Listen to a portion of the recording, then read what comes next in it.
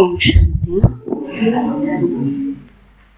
आज है 8/12/2021 के साकार महावाक्य। आज बाबा बोले, मीठे बच्चे, संगम की इन अमूल्य घड़ियों में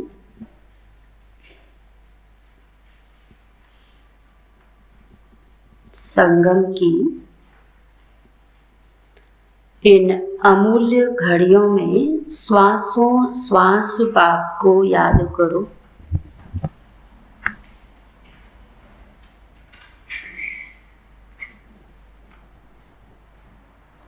तुम्हारी एक भी श्वास व्यर्थ न जाए। तुम्हारी एक भी श्वास व्यर्थ न जाए। प्रश्न है, इस समय तुम्हारा मनुष्य जीवन बहुत बहुत वैल्यूबल है, कैसे? इस समय तुम्हारा मनुष्य जीवन बहुत बहुत वैल्यूबल है, कैसे?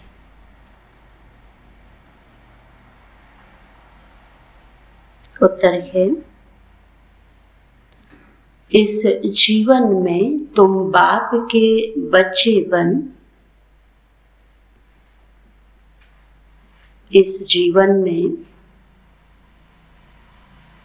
तुम बाप के बच्चे बन बाप से पूरा वर्षा लेते हो।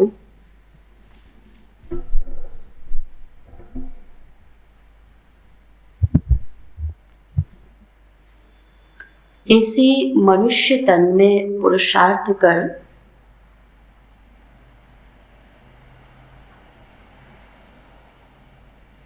तुम कौड़ी से हीरे जैसा बनते हो।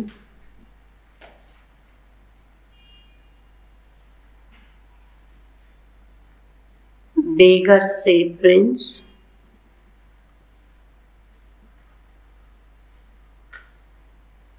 इंसॉल्वेंट से 100% सॉल्वेंट बनते हो।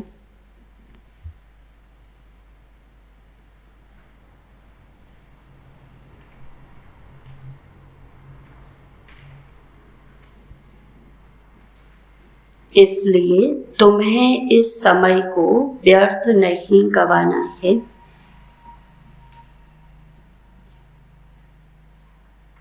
इसलिए तुम्हें इस समय को व्यर्थ नहीं गंवाना है। हर श्वास बाप की याद में रहकर सफल करना है।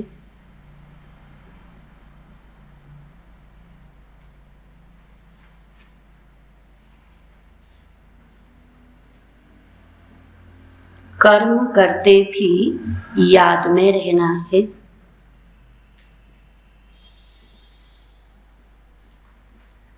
कर्म करते भी याद में रहना है।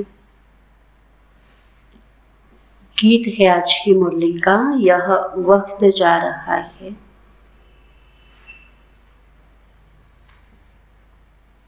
ओम शांति। यह जो इस समय मनुष्य का जीवन है, इसको अमूल्य कहा जाता है। उसमें भी ब्राह्मणों का जीवन तो अपने आप में अमूल्य है। बच्चे भी समझते हैं और बाप भी समझाते हैं कि यह तुम्हारा अंतिम मनुष्य का जन्म है और यह बहुत वैल्यूबल है। इनका मूल्य कोई कर नहीं सकता। बाबा की, क्योंकि इस जन्म से ही पूरे 84 जन्मों का भाग्य बदलता है ना, इसलिए बाबा कहते हैं कि इस जन्म की कोई भी मूल्य कोई कर नहीं सकता। वैसे यह टाइम भी बहुत वैल्यूबल है। तुम बच्चे जानते हो, अब कौड़ी से हीरे जैसा व बेगर से प्रिंस, इंसॉल्वेंट से 100% सॉल्वेंट बन रहे हैं, तो यह तुम्हारा मनुष्य तन बहुत वैल्यूबल है। गीत भी सुना ना, हीरे जैसा मिला है जीवन, मोती जैसा मन। तो बाबा कहते हैं संगम का जीवन बहुत अमूल्य है। जबकि बाप के बच्चे बने हो और मनुष्यों का वैल्यूबल नहीं है, इसलिए उनको अपने जीवन की कोई कदर भी नहीं रहती। तुम बच्चों को इस समय अपना श्वास व्यर्थ नहीं गंवाना चाहिए। कैसे सफल करना चाहिए सो तो बाप समझाते हैं। बाबा कहते हैं इससे पहले हम भी अज्ञान काल में थे तो श्वासों को व्यर्थ गवाते थे, लेकिन अभी श्वास कैसे सफल करनी है सो तो बाप बतलाते हैं। श्वासों श्वास याद करो बाप को। मनुष्य भक्ति मार्ग में तो अनेक प्रकार के सिमरण करते हैं।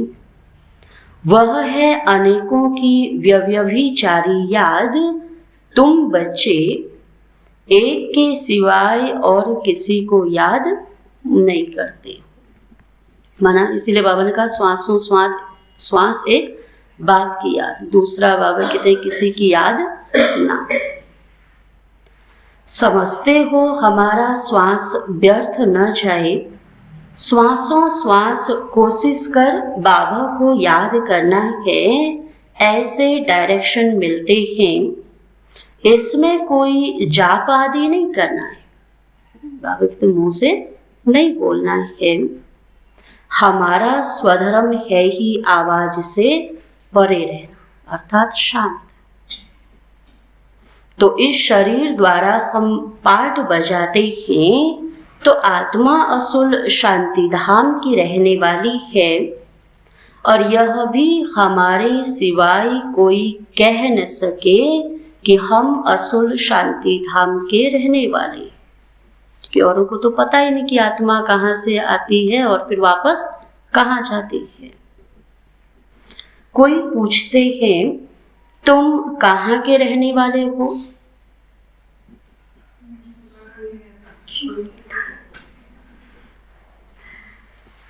बाबा कहते हैं कोई पूछे तुम कहाँ के रहने वाले हो तो तुम कहेंगे हम आत्मा तो शांति धाम की रहने वाली हैं। बाकी यहाँ के लिए पूछते हो तो यहाँ हम फलानी जगह रहने वाले। शरीरों का एड्रेस फिर सबका अलग अलग है ना। बाबा की इसी बहाने दो चीजें हो गई ना, सीधे सीधे ज्ञान भी हो गया। बोला वैसे तो हम आत्माएं परम धाम की रहने वाली हैं, लेकिन यहाँ का अगर पूछते हो तो हम फलानी जगह रहते। तो उसके मन में एक बात ये तो आ जाएगी ये परम धाम शब्द क्या था, ऐसा इन्होंने क्यों बोला। तो शांति धाम से यहाँ आकर शरीर लेकर पाठ बजाना ही है। अभी यह है इस मृत्यु लोक का अंतिम जन्म। इसमें श्वास व्यर्थ नहीं गंवाना चाहिए। वो लोग बहुत फास्ट व्रत रखते हैं तो उनको कहना है क्यों तुम टाइम वेस्ट करते हो। इससे ऊंचे ते ऊंच बाप को याद करो। जितना इन चीज़ों में अपना टाइम लगाते हो, बाबा कहते हैं उनको बोलो कि इससे अच्छा तो तुम बाबा को याद करो। यह भी तुम जैसे जीव घात करते है ना, खाना नहीं खाएंगे उसके बाद गिर जाएंगे बेहोश होकर के, तो ये भी बाबा कहते हैं जैसे जीव घात है। ऐसे ही होता है ना। आत्मघात नहीं कहेंगे क्योंकि आत्मा का घात तो कभी होता नहीं है। कहा जाता है जीव घाती महापापी। तो इस समय अपने शरीर को तकलीफ देना यह भी तो महापाप है ना। तुम कह सकते हो कि इस समय तुम महान पुण्य आत्मा बन सकते हो इस पुरुषार्थ से। उन्हों को तो यह भी पता नहीं कि बाप यहाँ आया हुआ है, भगवान आया हुआ है, ये बात तो उन्हों को पता ही नहीं है। और यह बाप दादा है ना, शिव बाबा और ब्रह्मा दादा प्रजापिता ब्रह्मा तो मशहूर है, वह तो कह सकते हैं ना कि क्यों ऐसे वैल्यूबल शरीर का घात करते हो। इससे तो मन मना भो, बाप को याद करो तो जीवन मुक्ति मिलेगी। इतना सत्यानाश करने से अच्छा तो बाबा को याद करो तो जीवन मुक्ति मिलेगी। अथवा कोई द्वारा मैसेज भी भेज सकते हो, देहली वाले बच्चे भी भेज सकते हैं कि इस समय यह दुनिया बदल रही है और इस पुरुषार्थ से तुमको जीवन मुक्ति मिल सकती है। देखते हो सामने महाभारत लड़ाई भी है, क्या क्या चल रहा है दुनिया में। और इस समय के ये व्रत आदि तो और भी खतरनाक है ना, क्योंकि शरीर में थोड़ी भी कमजोरी हो गई तो घुस जाएगा अंदर। इसलिए इस समय तो और भी क्या है, अच्छी अच्छी चीजें खाओ। तो इसीलिए बच्चों को एक भी श्वास वेस्ट नहीं करना चाहिए। बाबा महाभारत लड़ाई सामने खड़ी है, इसीलिए बच्चों को एक भी श्वास वेस्ट नहीं करना चाहिए। सारा कल्प सीढ़ी नीचे उतरते उतरते एकदम तमोप्रधान बन गए हैं। अब फिर सतोप्रधान बनना है तो इसमें मेहनत लगती है। मासी का घर, मासी का घर माना जैसा मर्जी वैसा। तो बाबा कहते माना इस ज्ञान में ऐसा नहीं कि जैसा मर्जी वैसे से हम स्वर्ग में चले जाएंगे। तो जनक को 1 सेकंड में जीवन मुक्ति कैसे मिली वह भी तुम जानते हो और लिख सकते हो। जीवन मुक्ति 1 सेकंड में बिना कौड़ी खर्चा मिल सकती है, उसके लिए कहीं दूर दूर जाने की जरूरत नहीं है। तो यह मृत्यु लोक का लास्ट जन्म है। अमर लोक में है जीवन मुक्ति और मृत्यु लोक में है जीवन बंध। जीवन है लेकिन हर जगह से क्या है, रस्सियां बंधी हुई है। तो यह भागवत भी गाया हुआ है, यह भी एक कहानी बना दी है कि जनक को ज्ञान देने वाला कोई मिल न सका। तो फिर कहते हैं किसने दिया, अष्टावक्र ने। तो परम पिता परमात्मा ब्रह्मा द्वारा ज्ञान देते हैं, इसको ही ब्रह्मा ज्ञान कहा जाता है। ब्रह्मा को भी जरूर किसी ने तो दिया होगा ना। तो ज्ञान सागर तो परम पिता परमात्मा है और वह ब्रह्मा द्वारा आकर देते हैं। त्रिमूर्ति चित्र द्वारा तुम अच्छी तरह समझा सकते हो।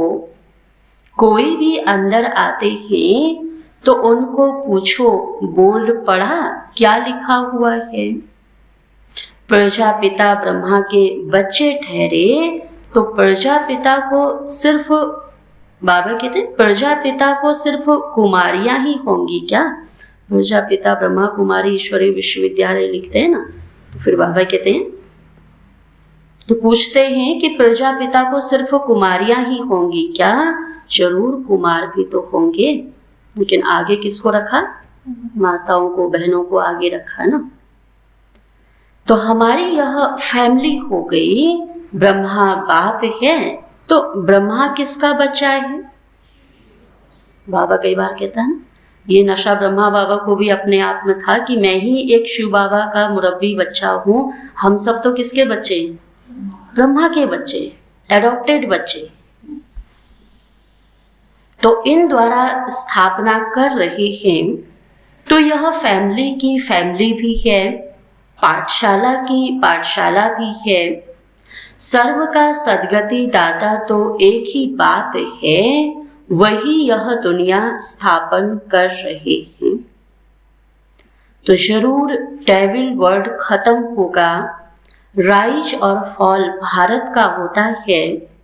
भारत ही हेवन से हेल, एकदम ऊंच से नीच बनता है। तो हेवन माना नई दुनिया। बुद्धिवान जो होंगे वह समझेंगे बरोबर आदि सनातन देवी देवता धर्म था। तुम लिखते भी हो कि डिटिज्म कैसे स्थापन हो रहा है, 1 सेकंड में जीवन मुक्ति कैसे मिलती है, सो आकर के समझो कि भारत नई दुनिया कैसे स्थापन हो रहा है और नई दुनिया में जाने के लिए देवी देवता जैसे कैसे बन सकते हैं, वो भी आकर समझो। अभी यह पुरानी दुनिया है, वह बदलकर नई बन रही है, इसीलिए यह अंतिम जन्म बहुत बहुत वैल्यूबल है, इसका बहुत महत्व है। और उसमें भी बाबा ने पहले ही कहा कि ब्राह्मणों के जीवन की तो और भी बहुत वैल्यू है, क्योंकि जब इतने ब्राह्मणों को लोग देखते हैं तो वो अंदर से आता है ना कि हाँ, जब इतने कर सकते हैं तो हम भी कर सकते हैं।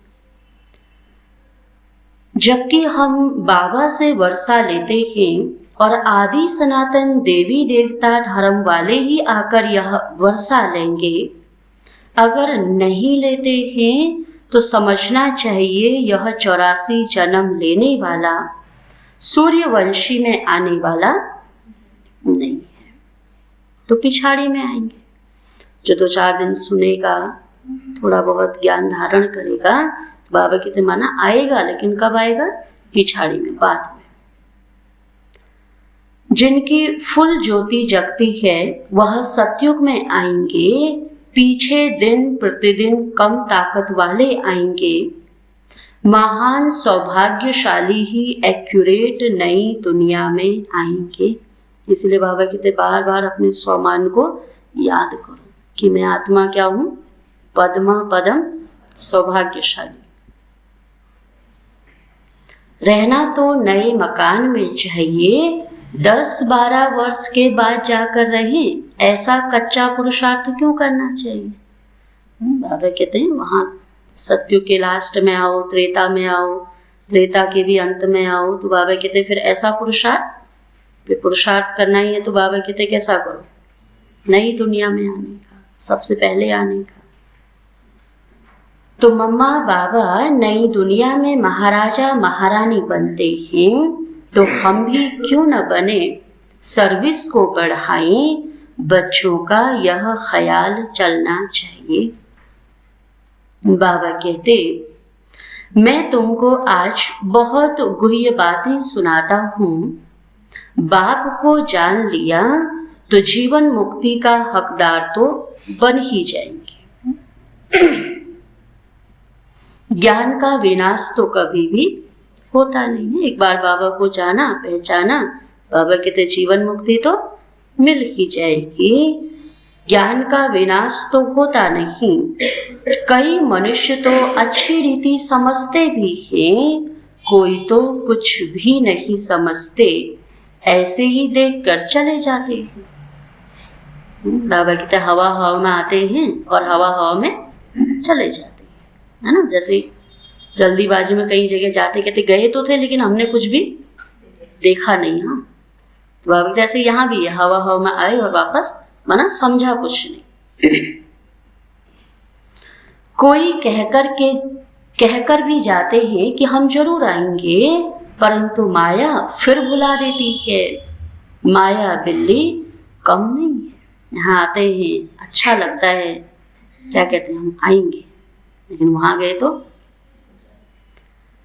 तो बाबा कहते हैं माया बिल्ली कम नहीं है। गुल बकावली का एक खेल भी दिखाते हैं, यह भी मिसाल तुम्हारे लिए है, बाप ही समझाते हैं। यहाँ तुम आए हो माया पर जीत पहन, जगत जीत बनने। तो इस पर कहानी बनी हुई है। तुम योग बल में रहते हो माया पर जीत पाने के लिए, परंतु माया बिल्ली पासा फेर देती है। एक थपेड़ा मारा, इधर का मुंह उधर कर दिया। तो गुल बकावली अल्लाह अवलुद्दीन, यह इस समय की बातें हैं। अल्लाह की अवलुद्दीन देवता धर्म स्थापन करते हैं। हातम ताई का खेल भी इस समय का है। बाप को न याद करने से माया आ जाती है। जो कुछ हो चुका है उनकी बैठ बाद में कहानियां बनाते। यहाँ ही माया थपेड़ा मार रही है, मुंह फेर रही है, फिर बाबा इधर मुंह कर रहा है, फिर माया उधर मुंह कर रही है, तो फिर बाबा उन्होंने वहां इस टाइप के कुछ कहानियां बना दी है। जो होने वाला है वह तो कुछ बता नहीं सकते, पास्ट में जो कुछ हुआ उनका ड्रामा बनाते हैं। सत्युग कैसे आएगा, उसमें क्या होगा ये तो नहीं पता ना, लेकिन बाबा कहते हैं जो अभी तक बीत चुका और इस संगम पर जो हुआ उनको फिर जाकर के उन्होंने बाद में कहानी बनाई। कंसवध अमृत मंथन किस्म किस्म के खेल बनाते हैं, यह बेचारे यह नहीं जानते कि यह बेहद का ड्रामा है। तुम जानते हो यह अनादि अविनाशी ड्रामा है। मनुष्य तो कुछ भी नहीं जानते कि यह ड्रामा कितने वर्ष का है। वो ड्रामा तो उनका एक टाइम होता है ना, 2 घंटा 4 घंटा, लेकिन बाबा कहते जो बेहद का ड्रामा है इसका तो उन्हें मालूम नहीं। भल कहते हैं हिस्ट्री रिपीट होती है, परंतु समझते नहीं हैं। तो बाप किस्म किस्म के राज समझाते हैं कि बुद्धि में यह बैठे कि हमारा यह अंतिम जन्म बहुत बहुत वैल्यूबल है। आज बाबा ब्राह्मणों की वैल्यू समझा रहा है कि बाबा कहते ब्राह्मण जीवन बहुत वैल्यूबल है, क्योंकि यहीं से अगर एक श्रेष्ठ कर्म किया तो ऊंच चढ़े तो चाके वैकुंठ रस और गिरे तो चकना चूर, इसी जन्म की तो बात है। तो इसमें टाइम वेस्ट नहीं करना चाहिए। हथ काटे दिल यारते, दिल तो आत्मा में है ना, आत्मा ही कहती है मुझे तंग नहीं करो, मेरी दिल को दुखी नहीं करो। बुद्धि समझती है, जज करती है कि यह हमको सुख देते हैं और यह हमको दुख देते हैं। समझ किसमें है? बुद्धि में। फीलिंग किसमें है? आत्मा। तो आत्मा शरीर के बिना तो कह न सके, आत्मा ही सब कुछ सीखती है। संस्कार आत्मा में भरते हैं। तो अभी तुमको परम पिता परमात्मा सिखला रहे हैं। तुम जानते हो बाप ज्ञान का सागर है, पतित पावन है। तो वह भारत के लिए सौगात ले आते हैं वैकुंठ की। इसीलिए गाया हुआ है सर्व का सद्गति दाता। कि सारा भारत तो एक ही है ना, फिर भारत के ही अलग अलग बाबा कहते हैं अलग अलग खंड बन गए। तो उनका यह बर्थ प्लेस है। सोमनाथ का मंदिर भी यहाँ ही है। शिव बाबा आया था तभी तो उनका यादगार मंदिर बनाया। वह कब आए, क्या करके गए, यह नहीं जानते। मंदिर भी बनाया, भक्ति भी करी, जब भी किया तब भी किया, लेकिन क्यों किया? कि इतना उन्होंने क्या बड़ा कार्य किया था जो उनके लिए, जैसे कोई मेहमान आता है ना, कोई मेहमान बहुत कुछ करता है हमारे लिए, तो उसके लिए क्या होता है खुद सोचो, उसके लिए इंतजाम कैसा होता है। और जो खाली हवा में आता है, हवा में बातें फेंक के चला जाता है, उसके लिए इंतजाम होता है ऐसा? आप घर में करते हो ना, होता है ना ऐसा। तो बाबा कहता है ऐसे ही शिव बाबा के लिए इतना कुछ करते हैं, व्रत करते, यज्ञ करते, इतना दूर दूर तक पैदल जाते, अमरनाथ सोमनाथ जाते। तो उसने ऐसा क्या किया जो अपने पैरों पर छाला भी पड़ जाता है तो भी उनको उस छाले का ख्याल नहीं आता है। तो भक्ति में ऐसी भक्ति की ना। तो बाबा कहते कब आया, क्यों आया, आकर क्या किया, यह नहीं जानते। तो लक्ष्मी नारायण थे, फिर कहाँ गए वह थोड़ी समझते हैं कि वह इस पति दुनिया में हैं। सतो प्रधान थे, फिर चक्र लगाकर तमो प्रधान बने हैं। नाम रूप तो बदल जाता है ना, हर जन्म में फीचर्स बदल जाते हैं। तो यह बना बनाया ड्रामा है, इसमें जरा भी फर्क नहीं पड़ सकता। फीचर्स एक न मिले दूसरे से। तो बाबा को बच्चों पर रहम पड़ता है कि बच्चे अपने बाप को जानने में, बाबा सामने खड़ा है और सामने बच्चा बाप को पहचान ही नहीं रहा, दुख होगा ना। बाबा कहते इसलिए बाप को रहम पड़ता है कि बच्चे कम से कम बाप को तो जान ले। मालूम तो पड़ता है ना, बीके वृद्धि को पाते रहेंगे, एक दिन यह भी आएगा जो फेरा पहनते रहेंगे।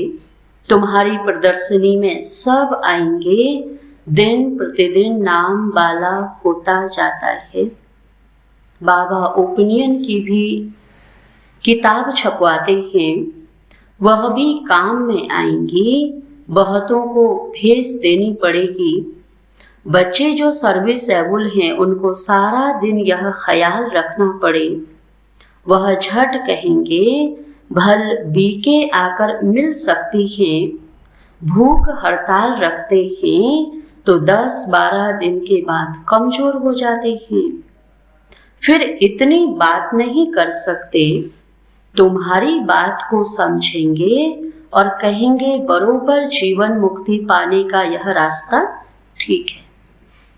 वैसे भी देखो, जब तक ज्ञान में सब चीज का जोश होता है तब तक ज्ञान कोई नहीं समझता। जब एक कहीं से एक कमजोरी हमको थोड़ा तोड़ने लगती है, होता ना, जो भी ज्ञान सुनने पहले पहले आता है, अगर कोई ऐसा आ रहा है एकदम सब कुछ भरपूर होते हुए आ रहा है तो कहीं ना कहीं क्या होता है उसका, वो चीजें टकराव बीच में आ जाती, पद, पोजीशन, उसका सुख, उसकी संपत्ति।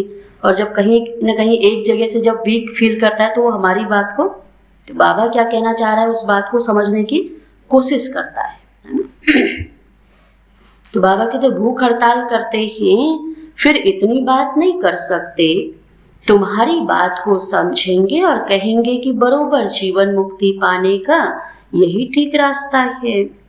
सर्व का सदगति दाता तो एक ही बाप है, बाकी सब है भक्ति मार्ग के गुरु।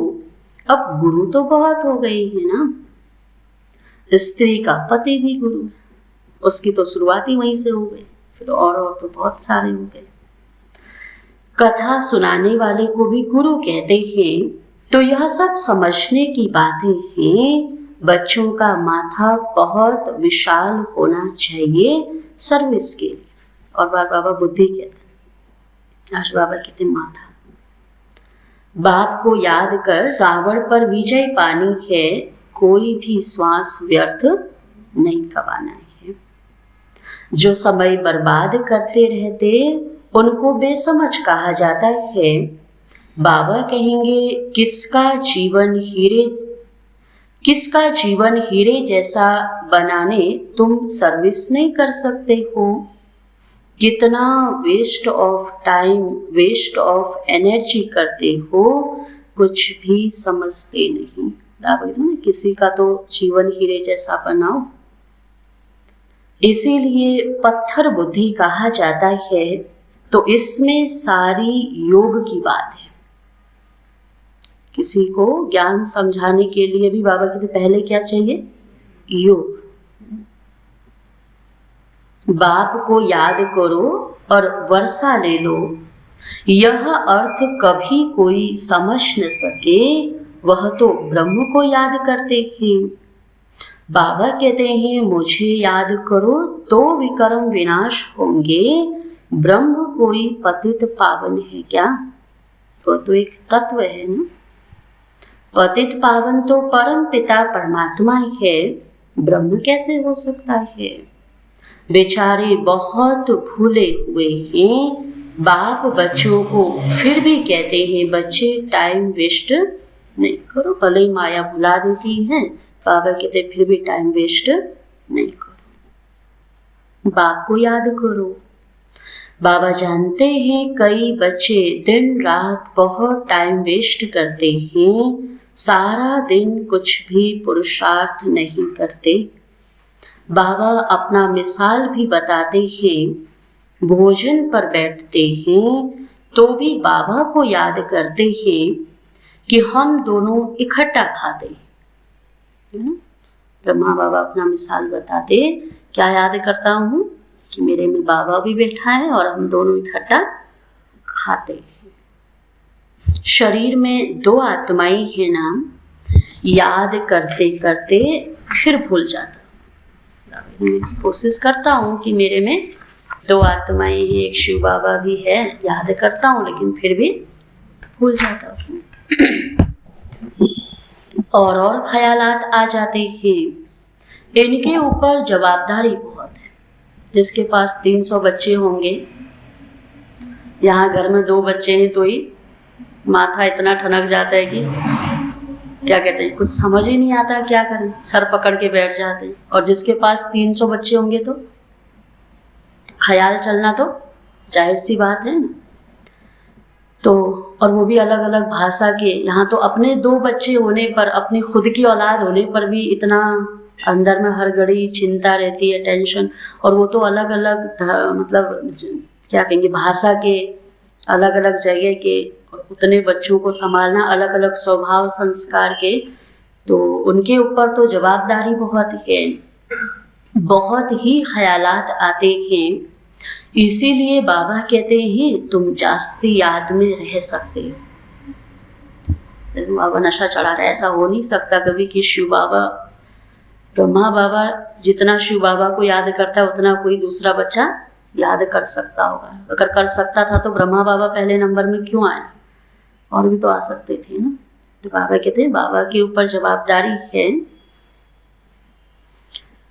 तो तुम जास्ती याद कर सकते हो। इनको तो मेहनत करनी पड़ती है। हमेशा समझो शिव बाबा समझाते हैं उनको याद करो। ब्रह्मा को याद करने से शिव बाबा भूल जाएगा। अगर देह को देखेंगे तो निराकार परमात्मा भूल जाएगा। बच्चों को पहले तो अपना ही कल्याण करना है, फिर दूसरों का। अपना ही माना, पहले तो बाबा की तो खुद की चेकिंग करनी है ना कि ज्ञान योग कितना % है, तब जाकर के कहीं दूसरे का भला हो सकेगा। कई तो ऐसे हैं दूसरों का कल्याण करते रहते, अपना करते ही नहीं हैं।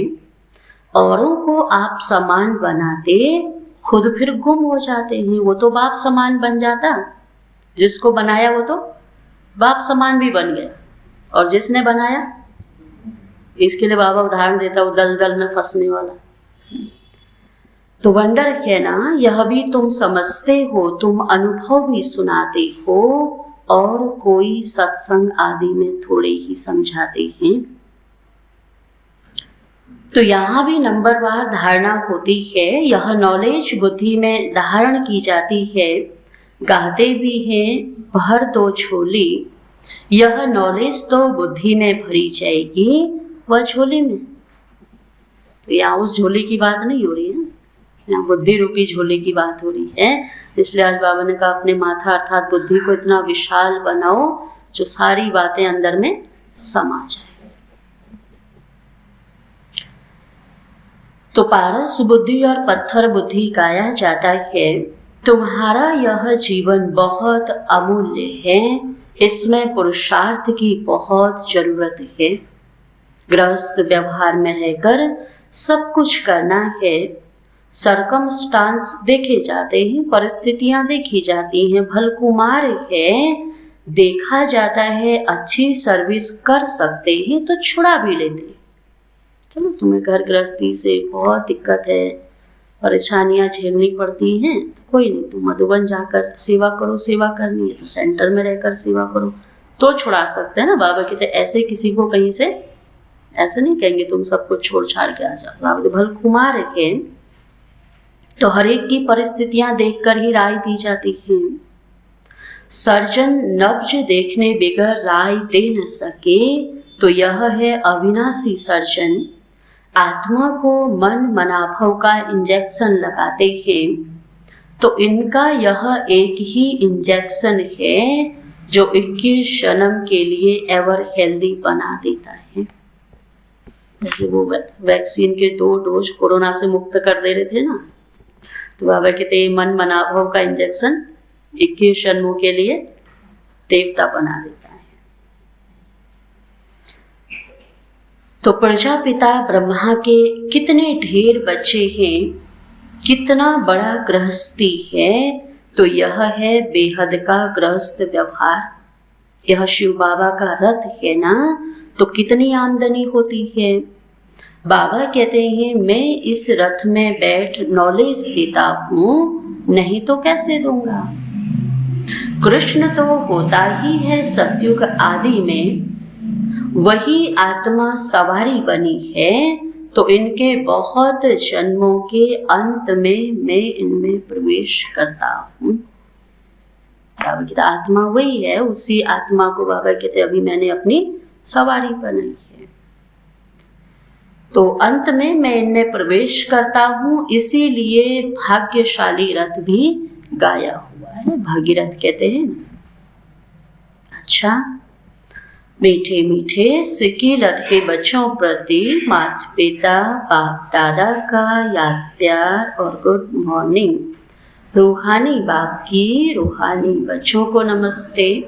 हम रूहानी बच्चों की रूहानी बाप दादा को नमस्ते नमस्ते नमस्ते।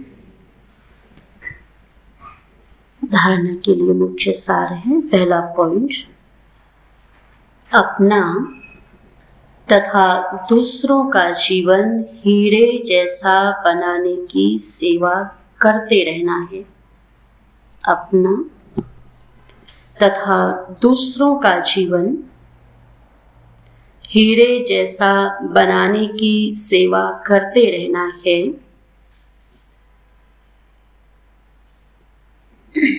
टाइम, मनी, एनर्जी बर्बाद नहीं करना है। टाइम, मनी, एनर्जी बर्बाद नहीं करना है।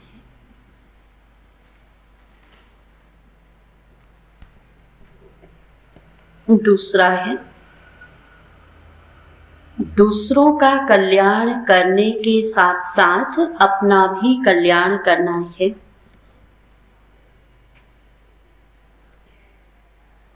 दूसरों का कल्याण करने के साथ साथ अपना भी कल्याण करना है। बुद्धि रूपी झोली में ज्ञान रतन धारण कर दान भी करना है। बुद्धि रूपी झोली में ज्ञान रतन धारण कर दान भी करना है।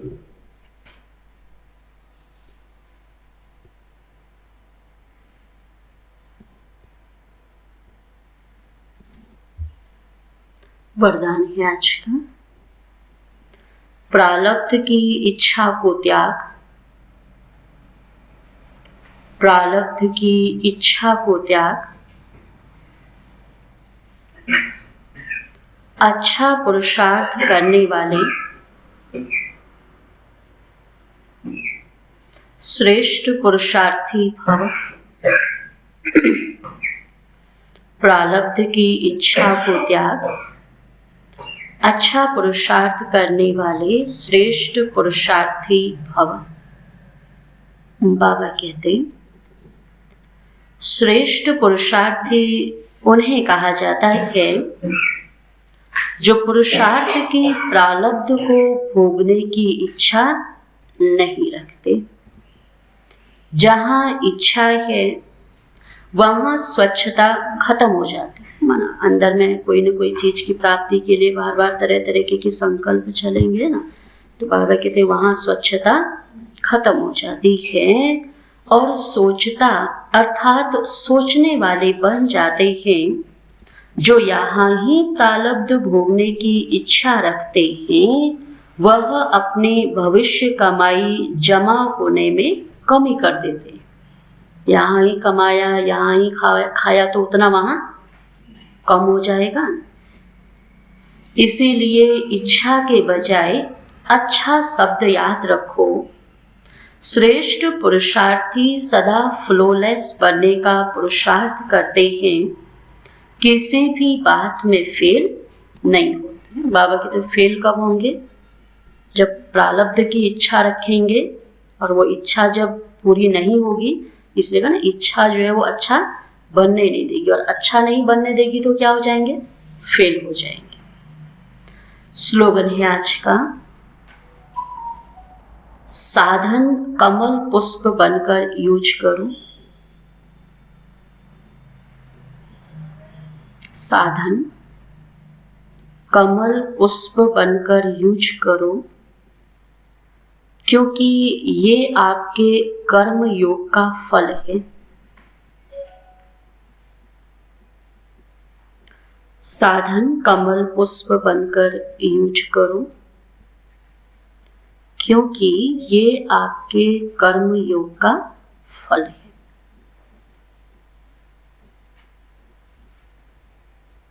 जैसे कमल पुष्प है ना, न्यारा और प्यारा, भाभी तो यूज करना और यूज करके फिर छोड़ भी देना।